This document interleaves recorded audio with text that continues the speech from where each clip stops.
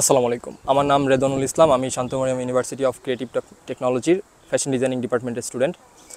আসলে আন্দোলন প্রথম থেকে শুরু হয় সকল পাবলিক ইউনিভার্সিটি থেকে। দেন একটা পর্যায়ে এমন পরিস্থিতি চলে যায়, তখন আমরা পাবলিক ইউনিভার্সিটি বাধ্য হই মাঠে নামতে। তো আমরা 16 জুলাই থেকে আমরা সকল পাবলিক ইউনিভার্সিটি এই আন্দোলনে ইনভলভ হই এবং একটা সময় এমন পরিস্থিতি চলে গেছে যে তখন আসলে এখানে না নেমে আর হচ্ছে না। আমাদের ভাই বোনদের যেভাবে নির্মমভাবে মারা হচ্ছিল, তাদের উপরে গুলি চালানো হচ্ছিল, আসলে সব কিছুর পরে পাবলিক ইউনিভার্সিটি একা এই আন্দোলন স্বাধীন করতে পারতো না, এই স্বৈরাচার মুক্ত করতে পারতো না এই দেশ। তখন আমরা সবাই প্রাইভেট ইউনিভার্সিটি ডিসিশন নিয়ে আমরা সবাই রাস্তায় অবস্থান করব। অবস্থান করা অবস্থায় আমরা আন্দোলন চলাকালীন সময় আমরা অনেক স্টুডেন্ট, আমাদের পাবলিক ইউনিভার্সিটি অনেক স্টুডেন্ট গুলিবিদ্ধ হয়। আমি নিজে আমার পায়ে গুলি লাগে। এই অবস্থার পরেও আমরা সবাই আন্দোলন কন্টিনিউ করে যাই। আমাদের উপরে নির্মমভাবে অত্যাচার করা হয়, লাঠিচার্জ করা হয়, গুলি করা হয়, টিয়ার শেল মারা হয় এবং বিভিন্নভাবে আমাদের উপরে তারা হামলা করে আইনশৃঙ্খলা বাহিনী এবং দুষ্কৃতিকারীরা। তো একটা পর্যায়ে আমরা স্বাধীনতা অর্জন করি, এই স্বৈরাচার এই দেশ থেকে আমরা মুক্ত করি।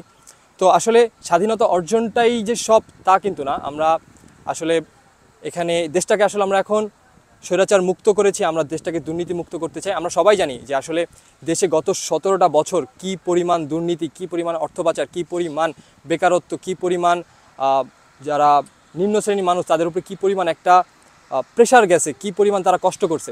তো আমরা চাই না এগুলো আর হোক। আর সবচেয়ে বড় কথা যে বর্তমানে যে সিচুয়েশন দেশের, আমি মনে করি শুধু আইনশৃঙ্খলা বাহিনী এই পরিস্থিতি নরমাল করতে পারবে না।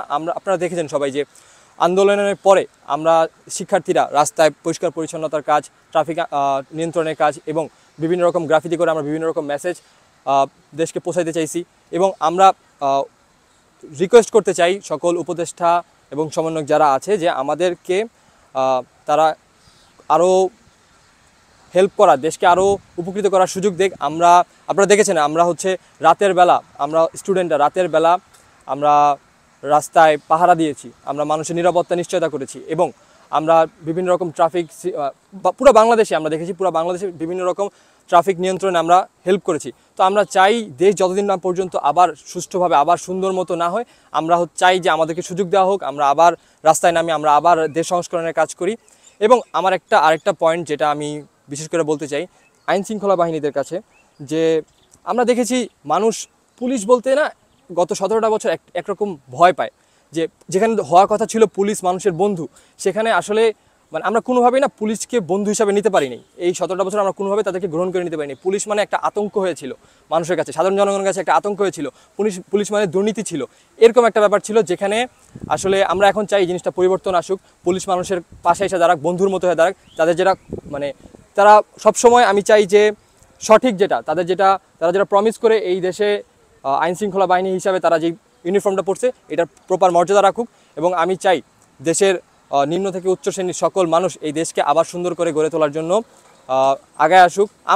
আমরাই পারবো এই দেশটাকে আবার সুন্দর করে গড়ে তুলতে। হয়তো একটু সময় লাগবে, বাট আমরা পারবো।